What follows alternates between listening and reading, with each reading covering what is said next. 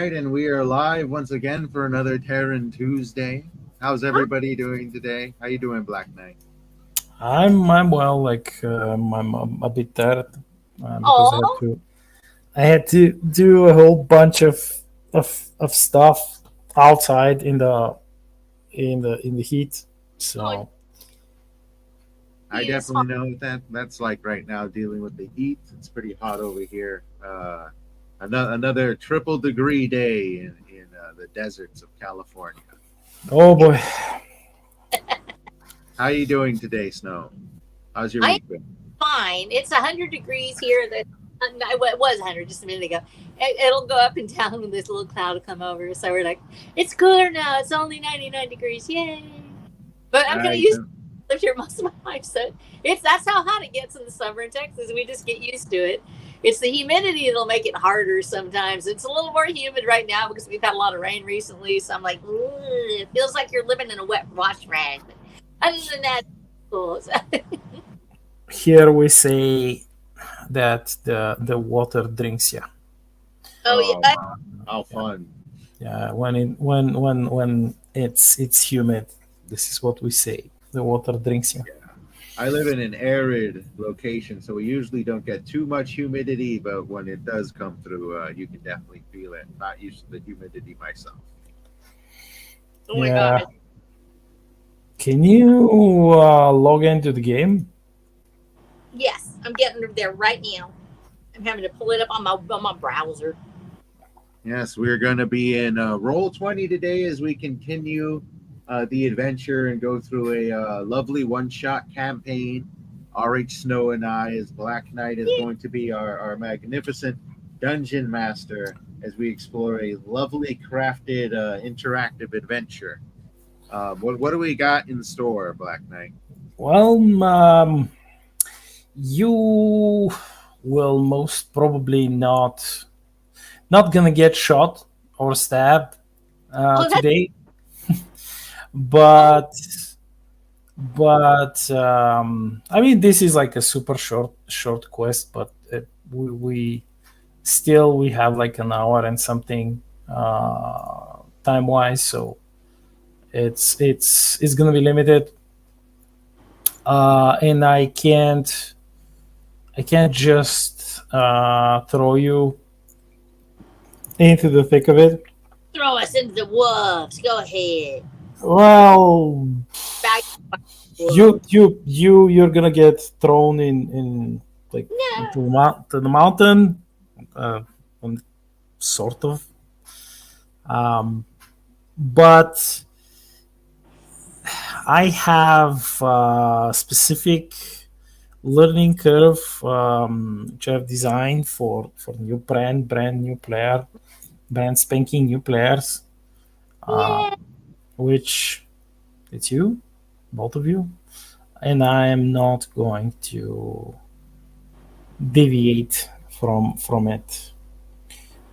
And it pretty much goes like this: you will experience certain um, hurdles, which you will have to overcome by use of your brains and of course your character skills, gadgets, um, etc. Meaning that you will have to use your skills, abilities, and equipment to get to your goal, to achieve your goal, which is to climb the mountain. Pretty much. Yeah, so we're gonna. I know. It sounds like it may sound simple, but few things in the StarShatter universe uh, are simple, and especially if they look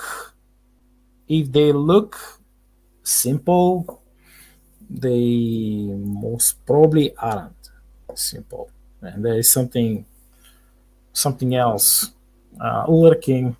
There's always something. It doesn't matter. Even if it's No, I mean it depends. I've had I've had advanced quests, which I call space dungeons, meaning that a group is exploring, let's say, a derelict spaceship or a space station or something like that, like just a broken piece of a hull of a giant starship stuck in hyperspace, and they would take that sweet time to explore it, ultimately finding nothing, because this just like with many of the ancient tombs in Egypt, this specific spot, this specific, let's say, derelict, this it has been discovered and rediscovered and examined and searched and looted thoroughly, so thoroughly that even the traps, if it had any traps or like monsters on it, they've been long exterminated. So yeah, I've had like a couple of quests like that, which the groups, they were kind of in the end they would cut pieces of the ship, of the derelict ship, so they could ferry them back home and sell them for some profit. Otherwise, like, their trip would be pointless. I mean, it's not pointless. They have discovered something, they have explored something, but I mean, it's D&D. You want loot, so. Okay, yeah. I'm logged in. Am I logged in on yours? Can you see me? Yes, I can see you. So I'm looking at this other screen. I'm like, that's so pretty. I'm not seeing the part. Did you pick a language? Oh, I suppose I should pick a language. Okay, fine. Where do I pick a language on Roll20? We're playing on Roll20. No. Did you pick your last language for your character? I would say I have not. I sent you the link. I know. Should have. You pick for me. I'm completely. No, I'm not. I'm not gonna pick for you. No. You'll have to look through the list of languages and pick for one for yourself. I don't pick Terran. You have it already. Okay, then I'm good. I have to pick another one? Yes. Dang it. Okay. What is the one that would be most likely to help me get ice cream on a foreign planet?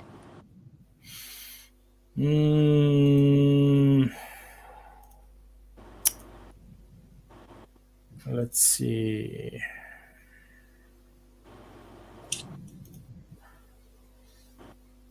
I don't know which languages have you picked, James? I picked Galactic Common and Coin, other than Terran. Yeah, Coin is like the trade language. So you have another character who has the same language. Let's see.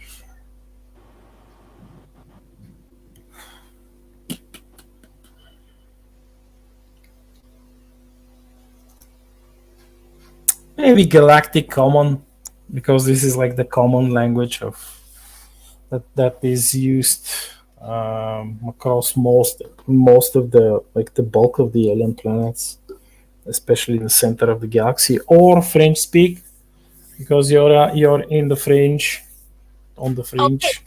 Okay. I want to do, okay, so I'll do French speak, Galactic Common, and Terran. No, it's just one. You have to pick just one. So would I pick Coin or would I pick French?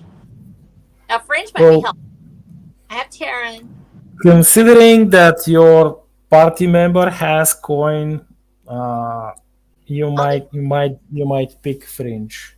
Yes, because I'm a fringe person. And I'm a fringe hamster. That's what I do. It's gonna be awesome. Okay, I'll add it. Can you see your character sheet? Can you open it? You have to Is it open that it. over to the side? Wait a minute, Snow can see. I have the chat open. I have class bonuses during vehicle. I have skill synergy. I have art and something and a thing and macros and rollable No, table. no. But it says characters. Click on your character sheet. The Okay, character. I can't find it. Okay, I've got Moop Meep. I've got Moop. Are you talking about Moop? I'm Moop. Okay, the Moop. Moop is here. There you go. I was so tired. I know it's okay. I'll edit it. Oh God, no wonder I couldn't find it. I couldn't find it. I'm sorry. I'll make sure I'll put it on there. So, All right, I've got you most probably will have to switch between like the stats and the skills tab. So just like last time. Alrighty. I'm telling you right now, I have never done Roll20. So if you're watching out there right now, I am a complete and total noob. I every time I played, it was with a thing called a pencil and a piece of paper, and we would draw on it with Yes. pencil. And now this is like looking at this thing, and I'm like half blind. So you're gonna have a lot of fun today watching me totally fumble my way through Roll20. So congratulations. Consider this a tutorial as he gets frustrated and tells me how to do absolutely everything. But as a backup, I brought my sparkle purple dice that has the gold on it, just in case I need it. If it all goes dark, I got my dice. I'm ready to rock and roll. It's all Right. part of the adventure. It's going to be great. All right. It's gonna be great. Okay. Let's give me a second. Okay, so during your first introductory session, you got introduced to a certain professor who was offering a job which many of the alien adventurers kind of refused after he explained the nature of it. Some either ignored him, they assumed he's like a quack, or that job was some sort of like pointless. Maybe even he was. Maybe even some of them assumed that the professor would actually like use them as research subjects, and they wouldn't risk it. But you were told by that gorilla and the ice cream parlor. She told you, Meep, that the professor is good, and he pays well. He pays in ice cream. Yeah, he pays in monies. He pays in monies, and you can use the monies to buy ice cream. And probably before you buy ice cream, you would buy items like better upgrades for your spacesuit, maybe something like for the gun. To protect the ice cream. Maybe, I don't know, but ice cream it's not like super expensive. You can with this kind of money you can buy lots and lots and lots of ice cream. These are like these are like spaceship kind of money. You can buy like a small spaceship with this money. Nice. Sounds good. So, any of you taken any notes during the first session? Yes, I did. No, she Do you did. know- She's got the notes. A little. Do you know what's the reward that the professor is offering? Do you know what his name is, etc.? I know that he's offering us some pay, and we get to keep some of the stuff, but we can't touch anything, and we're gonna forget everything. And it's terrible. It's terrible. I still want to know. Okay, so what's the reward, which you may eventually get? What's the exact sum? 20,000. The what? 20,000. 20,000 years.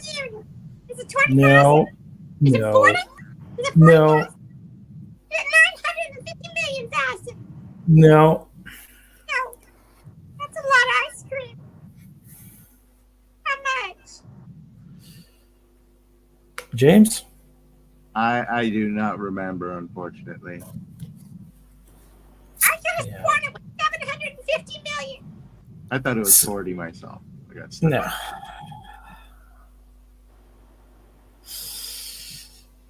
Professor Rivera offers 2,000 credits per person. Oh. There we go, 2,000. That's 2,000. That's close. That was very close. That's still a lot of ice cream. I would advise you to take some notes, I've got it open now. I'm going to write it in. especially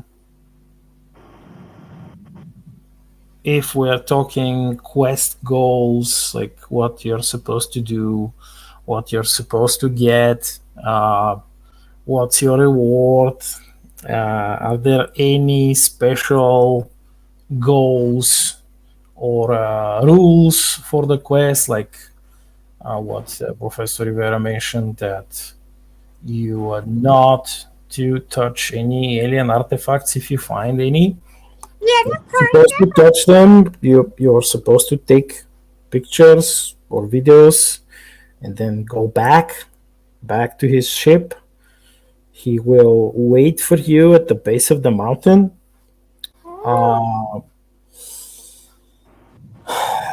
You have been provided with some basic gear, spacesuit, one spacesuit each, one weapon or two weapons in the case of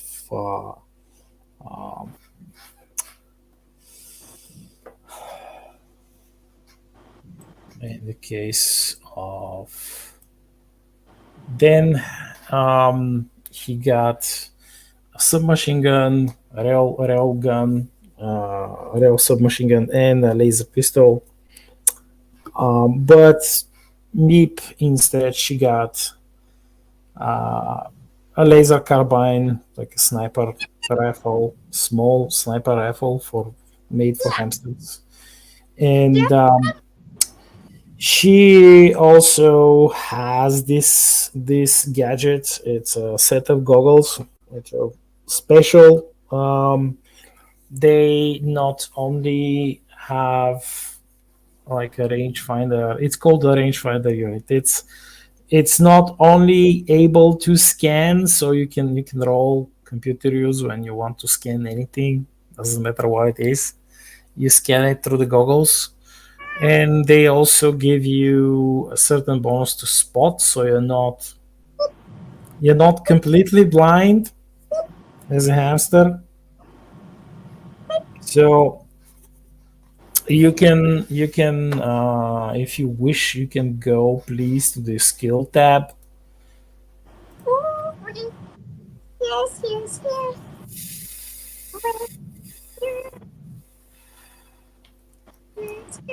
Click on the skill tab. Here we go. Skills. And scroll down to your spot skill, and you will see that you get, yeah, you have your racial penalty, but you also have misc modifier +2. This is the bonus to your goggles. And Otter. No.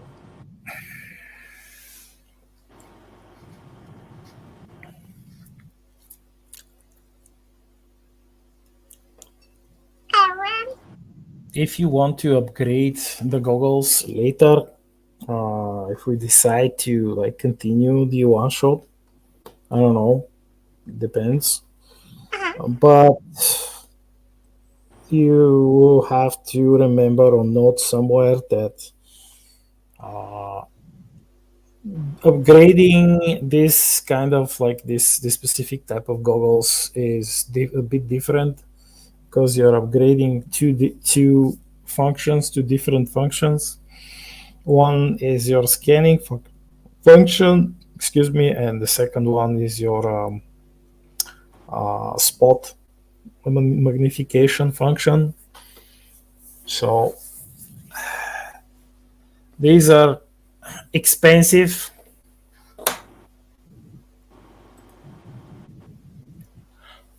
Alright, I gotta get my notes. Bless you. Bless you, is that?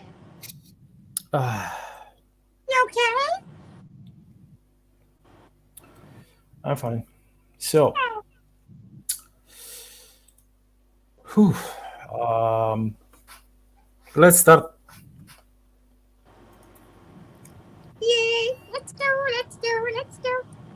Sounds good. The professor waits for you until both have picked a spacesuit which fits you, and then enough power packs. I've noted how many power packs you have for each of your weapons in your equipment tab. If you want to know how many, you can click there. But also you can click on the weapons tab and you will see the weapon stats of each of your weapons, your respective weapons, and you can see their range, and if they have like any special features. In the case of dance submachine gun, the special attack is called full auto, which empties the entire power pack but deals significantly more damage, and the chance of critical is multiplied. In the case of the hamster, the laser carbine has a bit longer range. It's not capable of full auto. It is just like single shot, but it has like a whole scope modification, which projects like the targeting reticle on the faceplate of the spacesuit, so you have like some significant bonus to aim. And you are provided with food for 5 days. Like this is a standard ration pack that most soldiers and adventurers, when they go in the field, they strap like a couple of boxes on their backs, or like the different max slots of the spacesuit or the armor suit. Doesn't matter. All of them have them. And this is enough for like enough liquids and foods for 5 days. So Nice. So we Also- might be out there for a while then. well, it might take you, depends on how you do it. It might take you a day to climb up the mountain. So yeah, he he when you pick the equipment you chose, all of you exit the building. He locks it, and then he guides you to the nearest landing pad, which is behind the building, and there you see his long-range exploratory space shuttle, which has enough fuel and supplies to get you to that planet and back, like maybe 2 times in a row. So you you see that the ship, it's a human ship, it's a human spaceship. It's doesn't have like too much in terms of weapons, because it's not a military ship, but it has significant upgrades in terms of armor plating, and you can also see that he has extra sensors, like much more powerful sensor array than most ordinary ships would carry. That's probably because he's a mystery researcher, that he has some sort of a like special scanning array, because he wants to see things, to locate things that others are not able to. So you get inside, and he guides you to the cockpit of the shuttle. It's like it's a comfortable ship. It's not a huge ship. It's a small-ish ship, but it has a nice cargo bay with capacity for like a land vehicle, exploratory vehicle, maybe even like a small tank or a APC or a amphibious vehicle. But right now it's empty because he doesn't need a vehicle like you. It's if he was exploring some other planet, he would have taken a vehicle, but not in this case. And so you enter the cockpit, you strap in the seats, and he pilots the ship. It's a bit shaky at the beginning, and you then, as a pilot, he looks at you, and Professor Rivera looks at you and says, "Well, I'm kind of like I'm a bit of I'm a little bit tired from working all night, checking some data. Would you mind piloting the ship? Like all the navigational data is in the computer. Then Here, tall drink of water. He loves doing that. He loves doing it. What, does this thing not got an automatic pilot on it? I guess I could do that, I suppose. And this old rust bucket, stretch my, practice my old flight skills. It's been a while. I've been stuck in the kitchen. Might as well. Yeah. He's been back in the kitchen. Just take it easy there. yeah, he frees the first pilot's seat, so you can take the station, and he sits on the computer station, like the sensor pack, where the sensor pack is operated, and he's like, "Please knock yourself out. Get us there. Like, he looks at you. Let's say you get us there faster than I could. I may give you a bonus. A bonus, huh? Not bad, but it shouldn't be that hard to get us there faster than an old man can. So sure. Yeah, he says like it all depends on your like how well you plot your navigational course through hyperspace.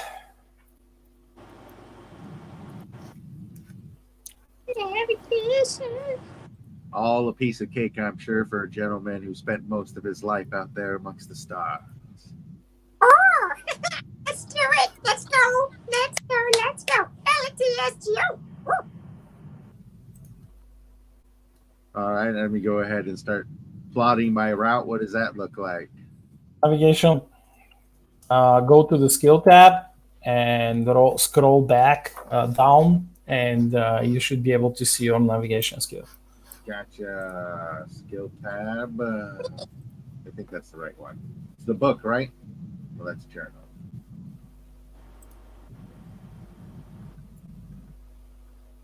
You have to open your character sheet first. Yeah. Ah, of course. Yeah. And here I thought it was just going to be somewhere out here amongst the midst of everything else. All right. Once I'm in my skill tab, what am I rolling? Navigation. Navigation.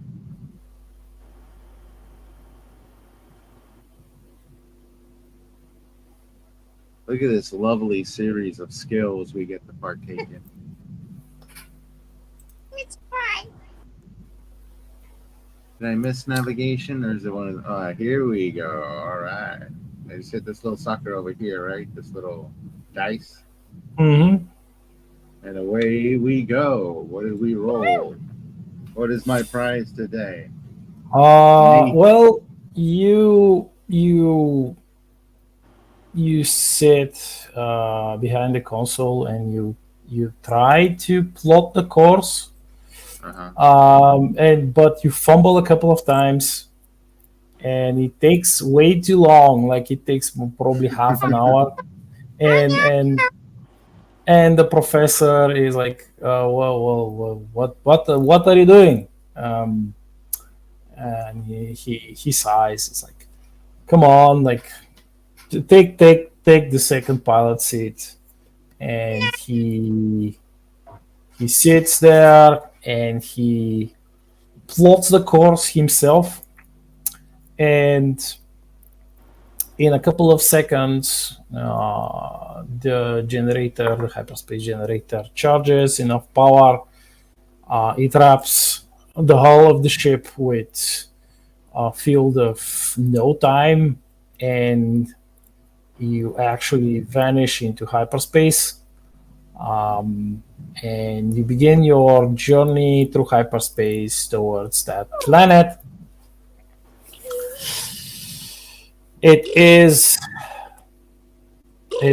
not going to be that long.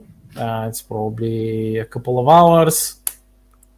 So you could take a nap or read stuff about the planet if you wish. Read some masquerade. Read some of the data that he has acquired. And it's still there, the data, like it's some basic information about the planet. If you wish, you can read it. It depends on. I'm gonna read as well, so that way I know as much about this. Okay, so what exactly do you want to know about the planet? Like there is enough information, but of course, it will not be like you will not have enough time to read every single thing about the planet. So take a pick, both of you. Flowers. I want to read about flowers and plants. Okay, so you want to read about plants. What about you, Dan? What are the options? What are the categories we're looking at? You have to decide. You have to pick something. I know, but what are the options? What am I looking at? If I'm looking down and I see. It's a huge, like it's a huge list of all kinds of planetary data Hmm. generated from planetary scans, like orbital scans. All right, I will look into the weather, the local weather. Ooh, Okay, smart, okay. smart. So, uh, Beep, you and Dan, you both invest your uh, 4 hours of faster than light travel to read different things about the planet.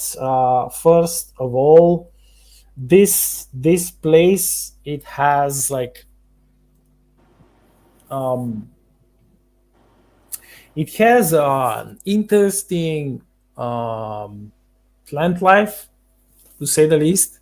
It's not you don't see any super like dangerous plants. There are no moving plants and no um, meat Smart. eating plants, but I don't want but to be. but there are poisonous plants. Like all planets have their poisonous plants. That's normal. So this planet also has its poisonous plants, and one of these plants is called the angel fruit, Ooh, it sounds pretty.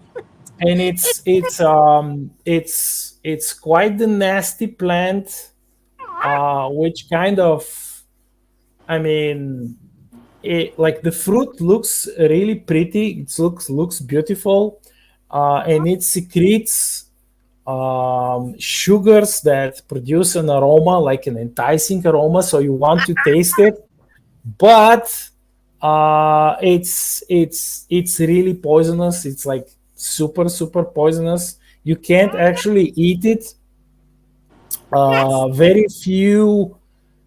Very few actually, like very few explorers, like when you read the file, very few explorers have actually survived after accidentally eating it because they that's it. didn't know.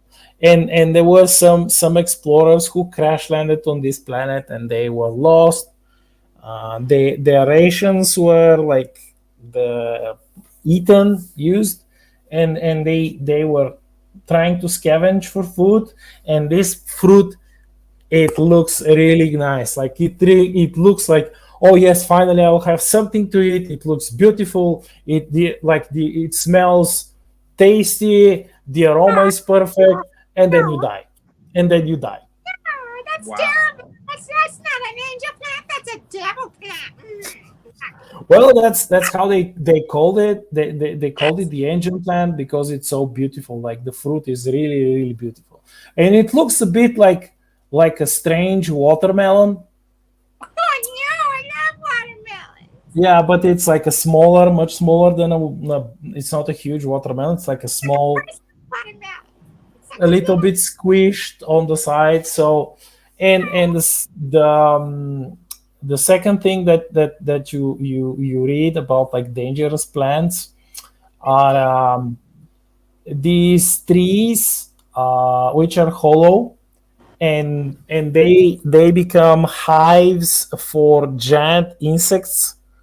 Um, Oh, and these insects are quite nasty. They have like these oh, they squirt acid. They squirt acid, quite potent acid. So you sift through the pictures in that file of the plants on this planet, and you find these two plants which are the like most dangerous plants. So you remember the acid tree. They called it this tree with the insects. They call it the acid tree, and the angel fruit. So this is what you read. So this is important survival information. I'm not gonna touch them. You know, those how does it the itch or the itchy nasty. So anything else as far as plant go, like plants, they are pretty much like normal trees. You can chop them, make fire, make like a shelter from them. They're not poisonous. They're like just it's just like they look weird. They look like alien trees. Are there any healing plants? Are there any plants that like make you feel better or maybe heal you? No, sadly, no. Like the most of the plant life on this planet is quite mundane, except for these like unique, unique planets. Maybe, um, if you take one of the angel fruits for research and sell it somewhere, like give it to some laboratory, to some scientist, some botanist, they might discover something. Like you know that uh, people on earth made medicine from snake venom. That's right. So that might be cool. Like you can take a portable like stasis unit for the fruit, so it won't rot away while you are carrying it around. So you can ask the professor for a portable stasis unit, and you can carry the fruit. Okay. So I'm gonna ask Professor. I would like to have a cooler, please. I would like to have a cooler with a six-pack in it, and I want some space for a watermelon. Please. He says, "Okay, why do you need a portable stasis unit? What are you going to do with it?" A cooler. We're gonna put our snacks in it, and then when I eat all the snacks, I'm gonna have space for a personal watermelon. It's called a devil plant. I'll put it in there. The what plant? Oh, an angel plant. I'm sorry. I Yeah, got it. he nods like don't eat that. I'm not gonna eat it. And he goes like to a row of small scientific um, devices, which he has like readied for different experiments, and he rummages through them and he produces like it's like a smallish stasis chamber, which generally will preserve food nearly not forever, but for many years until it has power. It creates like a field that this is basically the same field that the pods, like the stasis pods for the people who go on really long voyages, and they don't have hyperspace engines. They use these pods with these fields to stay alive. Like they're basically sleeping, but not aging. So he gives you this mini stasis chamber, and then It's nice. you read about the weather patterns of this planet. This planet, which it's not quite a big planet. It's a smallish planet. It it has like a weird weather anomaly, which one of the explorers named uh, the the jolt strike anomaly. The jolt strike. So I the wonder jolt, why. yeah. So the jolt strike anomaly, it's like a weird weather. Basically, everything looks fine. Like there are no rain clouds, there are no clouds, like nothing, and then suddenly you see like a small cloud, like a very small cloud on the horizon, and before you know it, there is like a massive lightning bolt hitting, somewhere in the vicinity. That sounds It, yeah, it's like this explorer. His ship got hit by that bolt, that bolt of lightning, and the only thing that saved him, because it was like a really tiny ship. It was like a very small starfighter, fitted with like big fuel pods, so he could fly around and explore planets. The only thing that saved him was the fact that he had activated the energy shield of the ship, and when that bolt of lightning hit, it kind of fried his shield generator, but his ship was safe, and he immediately ran away. He immediately ran away. So he like in this file he warns that anyone, if they see this like tiny small whitish cloud on the horizon, then like seek shelter, hide somewhere. Otherwise, like the planet has normal rain clouds. Like if you see like a big massive amount of rain clouds, so it's just going to be rain, and that's the only weather anomaly that this planet has. So Oh, that's good. this is what you learned. It's probably information that will help you survive. Is there anything on the ship that can help us with that as well? Maybe see it coming in on some sort of scans? Or is that all the information you got on this thing?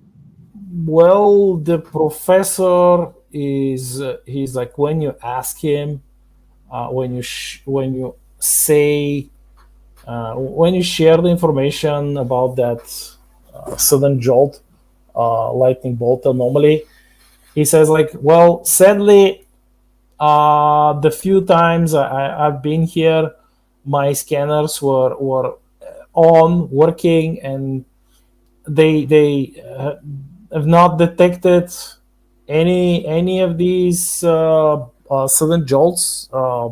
So these might be so anomalous that not that scanners could not detect them. He shrugs. He's like, or I was not skilled enough to recalibrate my scanning equipment so I could detect them. You could try.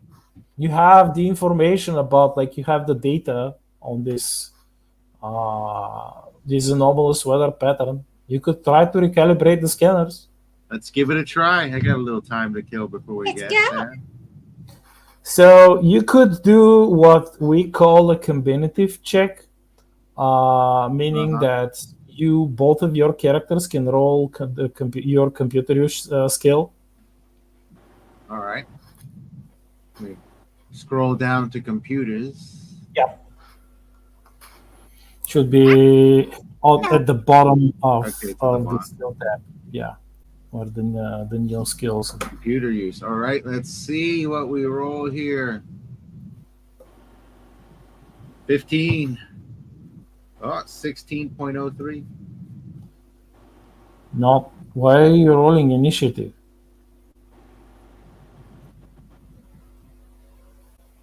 No. Why are you rolling initiative?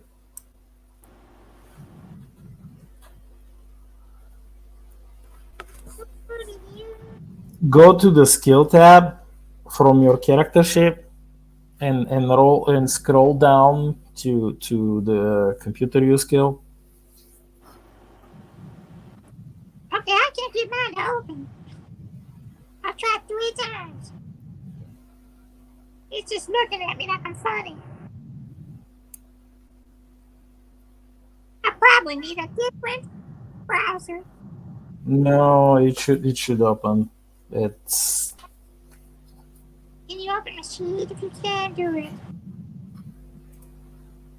can you open your character sheet? I won't open right now. I can tap it It goes, hey, I'm Meep, and then it says nothing.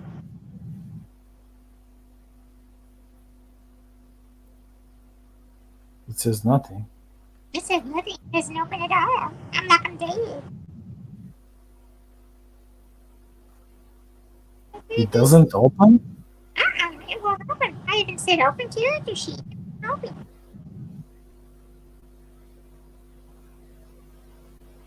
You can't open your character sheet? It won't open. We may have changed the stick, Tony.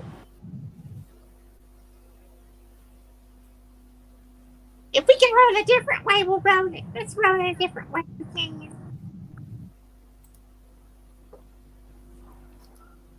Well, click on the dice roller. Alright. You know where it is. Click on Nope. the dice roller and roll a d20. Oh, here we go. Here we go. You want to roll one time? One, right? Here we go. No, just one. Nope, One. just one. Just once. You don't need to roll it 15 times. Okay. So I'll take the first roll, which is 4, and your computer uses 3. I opened your character sheet. Thank you. You have to find a way to open your character sheet because I have my notes and stuff. I mean, I can open the character sheets of the players and look around and help them, but I may not be able to do it like every single time. Let me see if I can open it in a different browser while I'm doing this. So hold on just a minute. Go ahead. We're going to go with what we're doing while I try to open my character sheet, okay?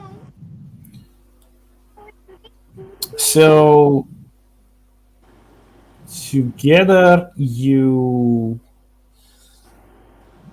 spend your last like 20 minutes trying to recalibrate the scanner and add the patterns of this weird weather anomaly. And the computer says like the scanning software is set and ready, and the computer says that it basically will look for this anomaly, and if you are within comms reach, like your suit's comm units are within reach of the spaceship, the ship will warn you, will send you a warning.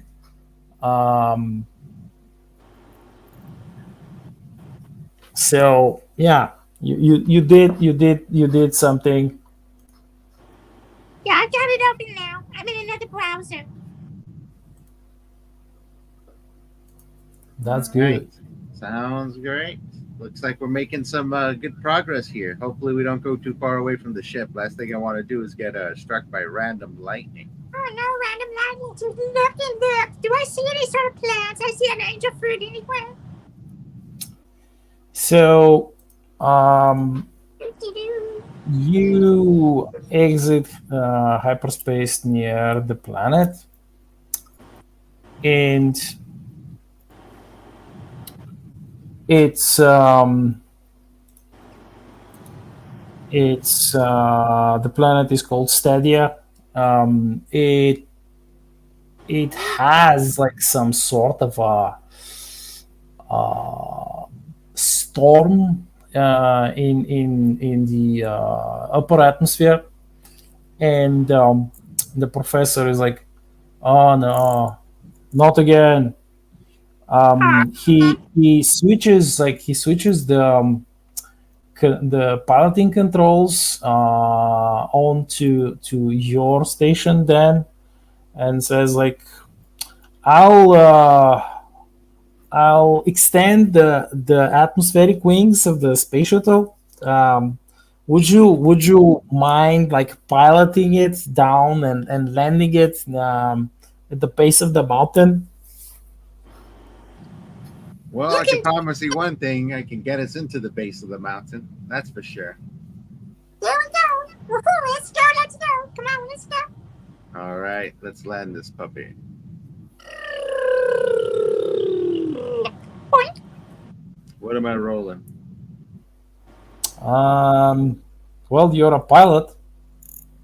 So we're rolling pilot. Yep. All right, here we go. 17. I like that number. Okay. So these shuttles they are designed with folding wings, atmospheric wings, so they could um, fly much better in atmosphere of planets or gas giants or whatnot. And they are designed to land instead of using much bigger ships who don't have wings, and they might crash land if something happens, like if their anti-gravity generators fail or overload or something else happens. And many of these planets in this fringe area of space, they have nasty magnetic anomalies. So the anti-gravity generators, they wouldn't work at all, or they would work, but they might short circuit or get like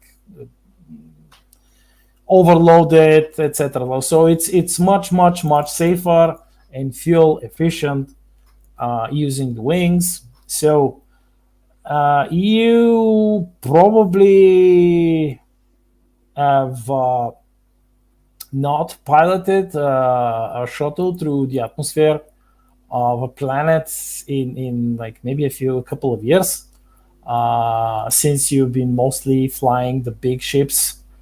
But it's like riding a bicycle.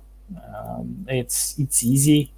You've learned well, and this is a great ship. The ship is designed pretty well, and it's efficient. The geometry of the wings is great. So without any problem, you navigate through a most vicious lightning storm with gale force winds, quite powerful winds, but it's not a problem for you. You successfully land the shuttle at the base of the mountain. At and probably you landed much closer to the mountain itself, thereby saving you some time, like some walking time.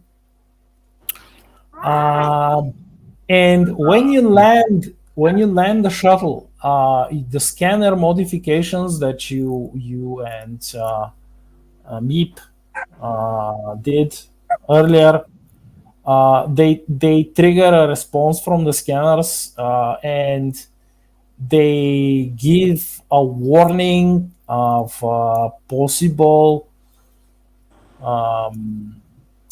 atmospheric anomaly, the jolt anomaly, that it might happen in a few hours, up the slope of the mountain, like the northern slope of the mountain.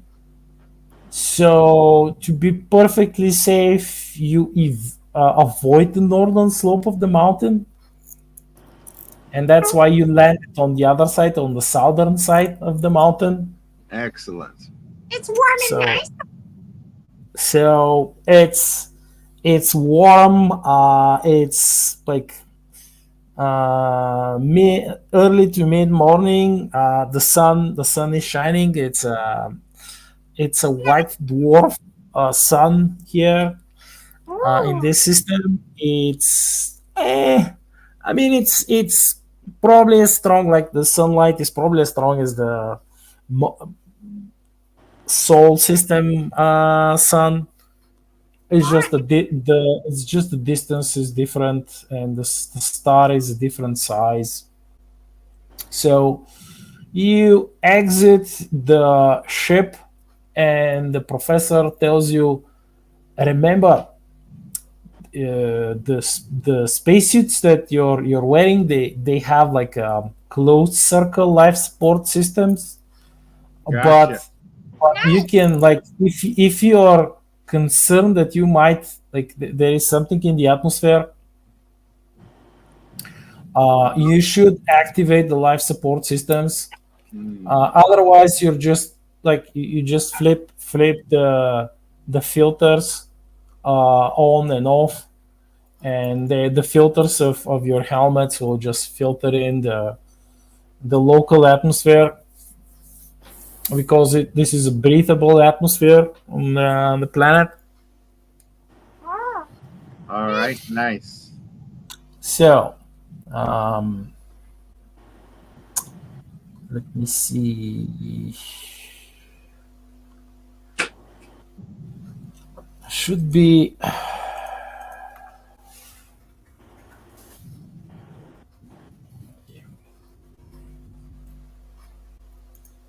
Let me check something. it's not stuffy in here, is it? It's not stuffy in here at all. It's not enough. Okay, so I see that you kind of like you logged out of D20. Oh, no. Oh. Give me right there. If the system drops you, you have to like relog. It happens from time to time. Okay, so you are at the base of the mountain. It looks much different than the pictures.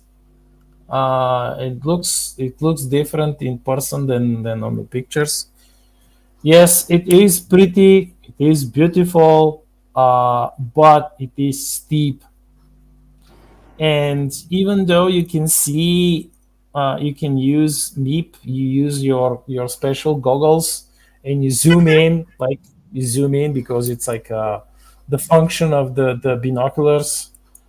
You zoom in, and you see many places where you could climb up. It's still steep. The mountain is much steeper than you assumed from the pictures, from the whole slides. And the only thing which is good is that like the forest is not super thick. It's a bit sparse, so you don't have to like hack your way up. Oh, nice. Why are you dropping in and out of the I have D20? no idea.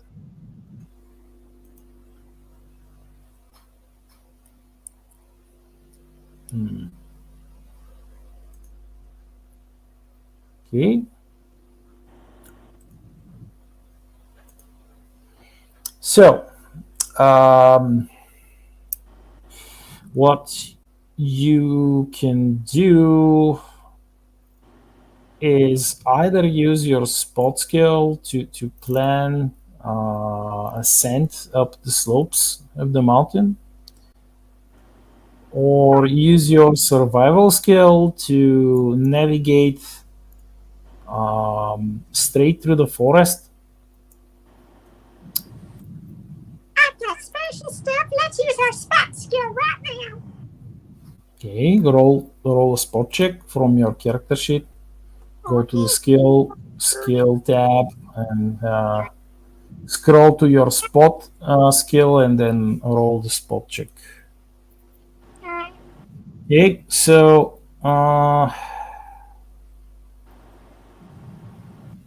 so yes, you look around. It's not gonna be easy. You plan like an ascent route. You begin climbing, but you get stuck because there is a cliffside overgrown with trees which you couldn't see from the angle that you try to look, and you climb for about like a couple of hours. It gets past noon. You get tired. You stop because there is like a sheer cliff This cliff is up. blocking your scent, and you're basically forced to walk back, walk around, and get to one of the few like open spaces with like very few to like little to no trees, and you stop there and you kind of rest because you got tired, and you eat part of your rations for the day. Awesome sauce. And while you're resting, there is a like brutal hiss and crackle in the air, and you see, both of you see like how like a giant lightning bolt hits the northern side of the mountain, Wow. and it kind of like even through the filters, through the air filters, you smell the ozone, Oh, I've been there before. and the professor like because you're still in range of the comm system, and the professor calls you and it's like, did you see that? Oh, yeah. That's pretty frightening. It's sort of flashy. Yeah, we can Yeah. smell that all the way from here. We're pretty close to it. It's a big old boom. It would boom like this. Well, Rivera says, well, you know, with these like recalibrations, I took quite a detailed scan of this anomaly. So he says, even if you don't like find anything up the mountain, we can still sell the data. Listen about this like anomalous weather pattern, and we'll get some funds from one of the laboratories I know. Nice. Sounds great. We can get some money. Yeah, that's what I like to hear. He laughs. He says like, exploration pays well. It's dangerous, but it pays. Money, money, money. Yeah, well, let's hope that's the most dangerous thing we run into out here. So you eat half the ration for like half your daily ration, and then after you've sufficiently rested, you continue climbing up. So Meep, Yes. you could again try to use your goggles, or you could try and use your survival skill to. I would have used these goggles and it didn't work. It didn't make any difference. So let's use my survival skills this time. Okay. Roll survival skill check.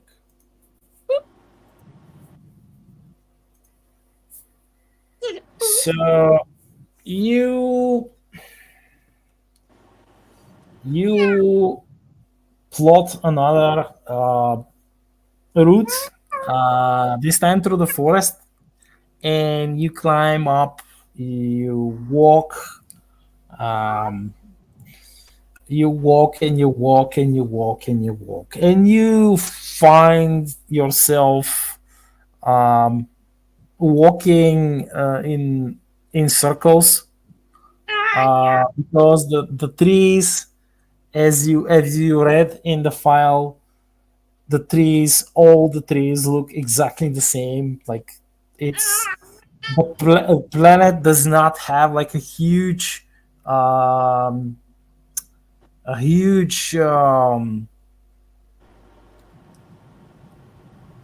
variety. choice of, like, yeah, a huge variety of different trees. Like there are a couple of strange ones, like that's tree with the acid spitting bugs, which you see one of these trees, and you, of course, because you've already read about it, you steer clear away, so you're not, "Ooh, what is this? Let me go poke it," and then you get like splashed with acid. So you avoid that tree. But you climb and you climb and you walk, and you're not. I mean, you've made some progress. You've climbed some up, like part of the slope, but you're probably not even like a halfway up when night falls and you're too tired to continue. So you stop. You make a camp.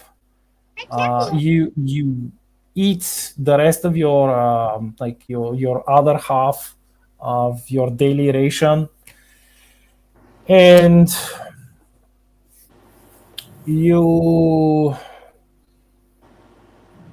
get some sleep.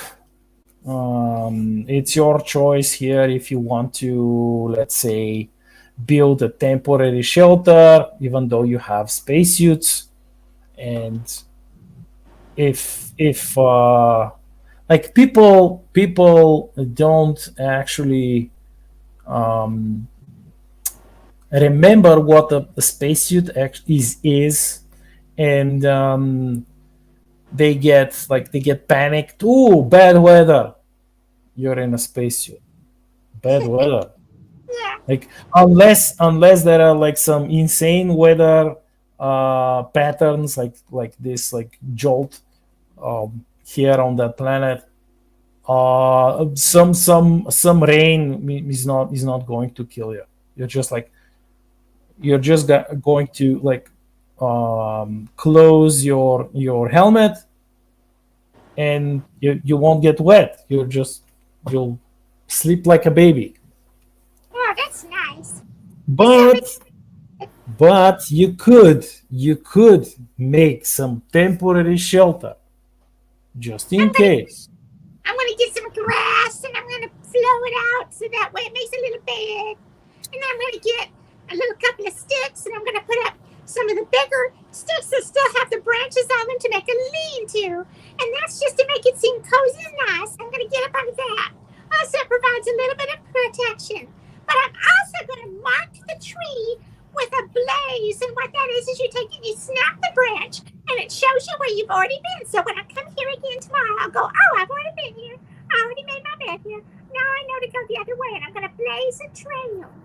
So that's what I'm going to do, and I'm going to make myself that little shelter so I can feel comfortable and not be eaten by a bear or thing that lives here. So that's a survival check. Another survival check. Yeah. I like camping. I'm a hamster camper. I was at Hamster Scouts. It was fun. Can you roll the survival check? Yes, let's do it. Here we go. You got it? Yep. Do I live? So yeah, you try to build the shelter. It keeps falling apart, Ow. and eventually give up, and you just like shut your helmet, and you lay on the ground and you sleep. You fall. You're too tired. You're way too tired. So during the night, you could take turns and have like a watch. Yeah, You want to watch? I'll take the first watch. You can take the second one. Okay. So I'll roll die here and see if something happens.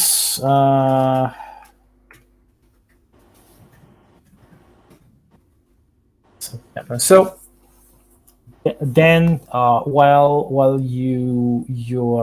it's your watch, I will ask you to roll a spot and then a listen check. Gotcha. Bring up Because the- you're on the watch. You I'm have on to the look watch. around and you have to listen. Okay, let's see what we get for spot. 16. Mhm. And listen. Keep our ears open. No idea what's out there.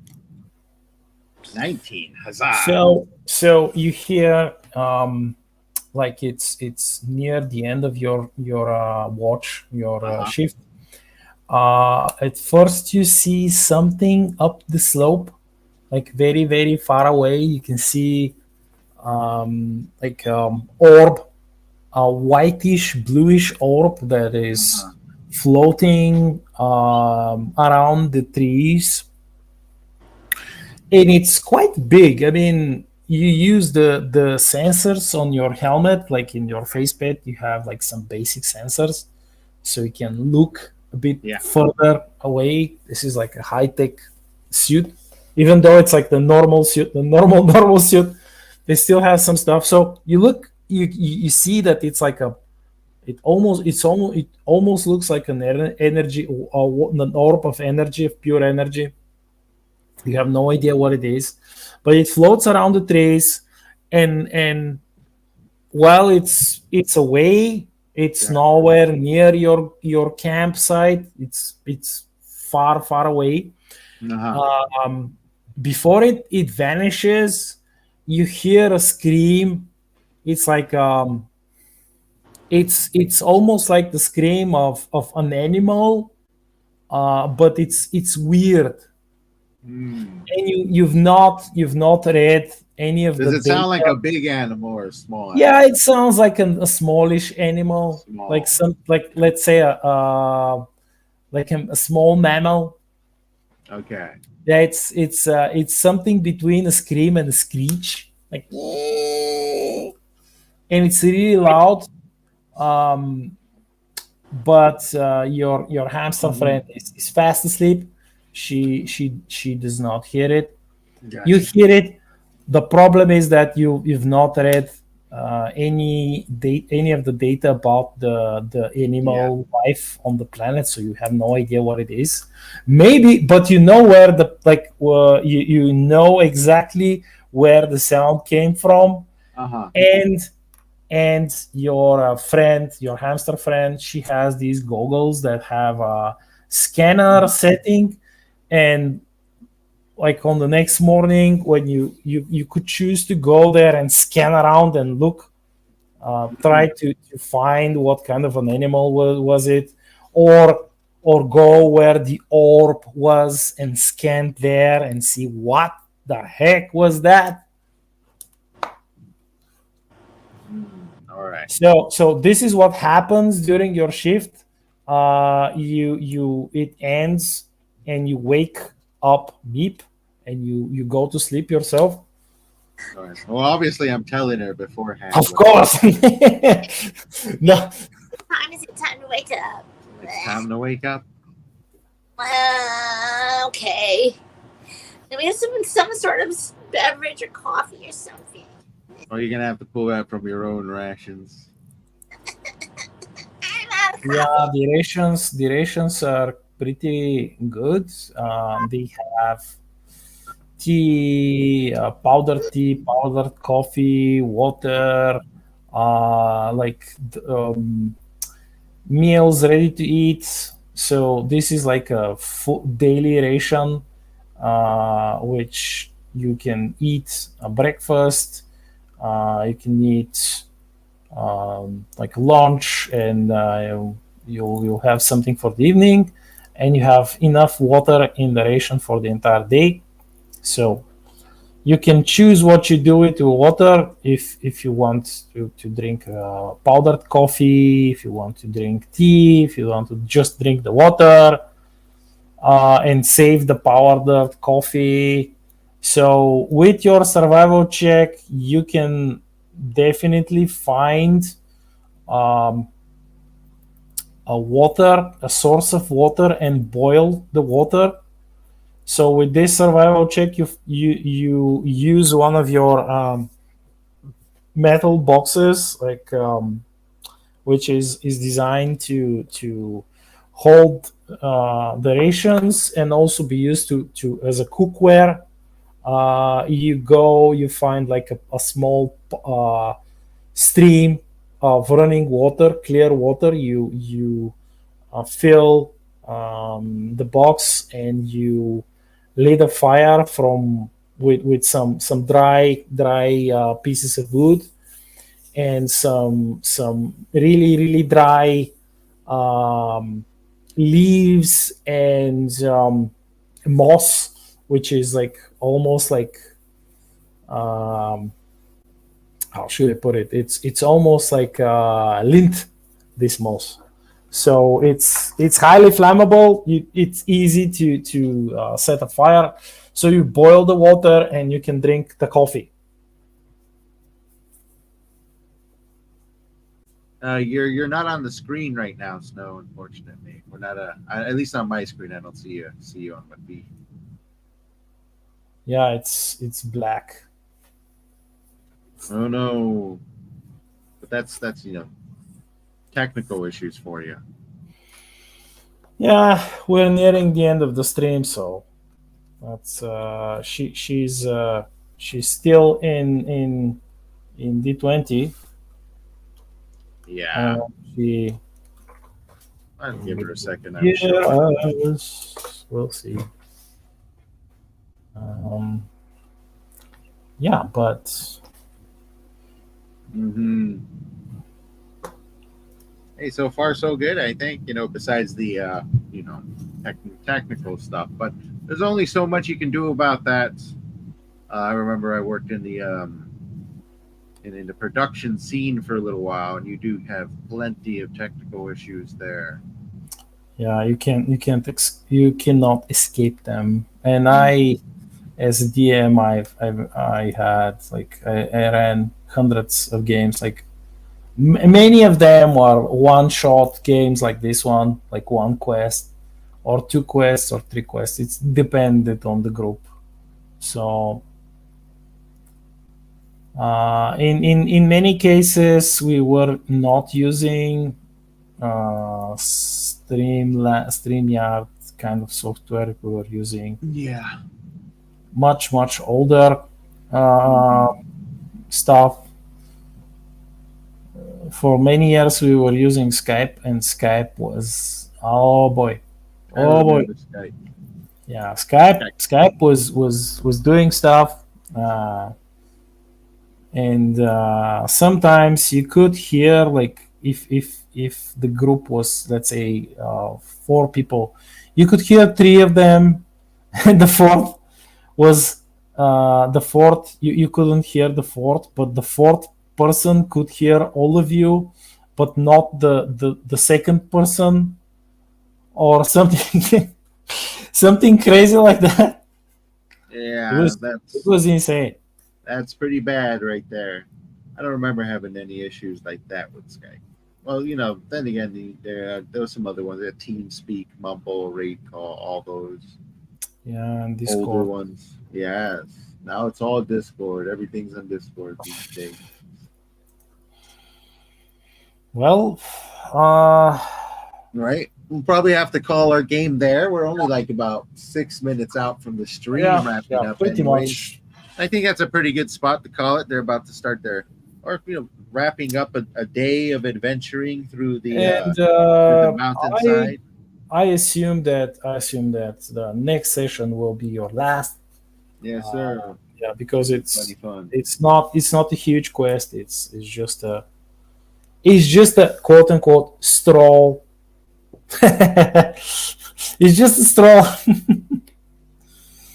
I hear you. It's fun so far, lovely little mystery, interesting planet to adventure across. Oh yeah, I've used this planet, this Stadia planet called Stadia. I've used it in a number of different quests, and some quests, like there is another quest which you will need a submersible to complete it. Um, it's about a sunken derelict spaceship, exploring a sunken derelict spaceship. That seems interesting. Oh yeah. So potentially, if you guys at a later point decide that you want to do more role playing, no more gaming, I can accommodate you, and these are like one time quests. Yeah, They yeah. are super small, like that you don't have to play months for months. It's just like Mhm. a single session, so it's manageable.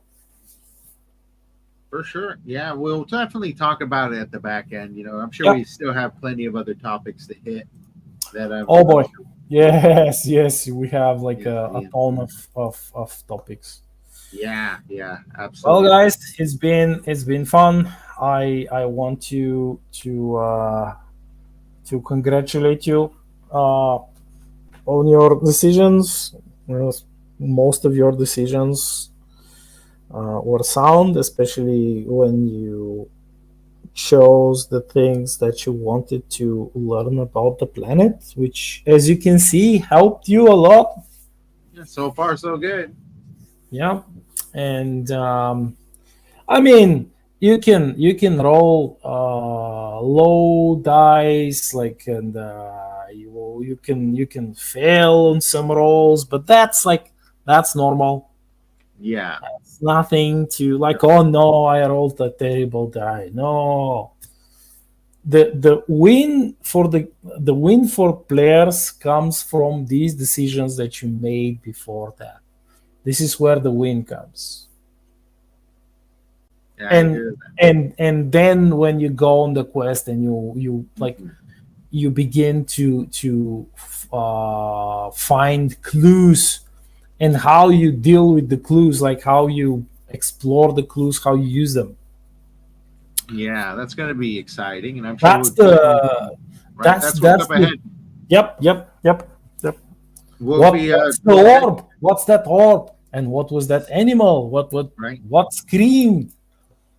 right. There's a lot to look forward to next stream. That's for sure. We have a lot of exciting, and well, it's a giant mystery. Like I think it's a perfect spot to end off. We got a lovely creature to run into in the midst of our adventure, but we have like 2 minutes to go, maybe less. Why don't you go ahead and let the people know where to find you, brother?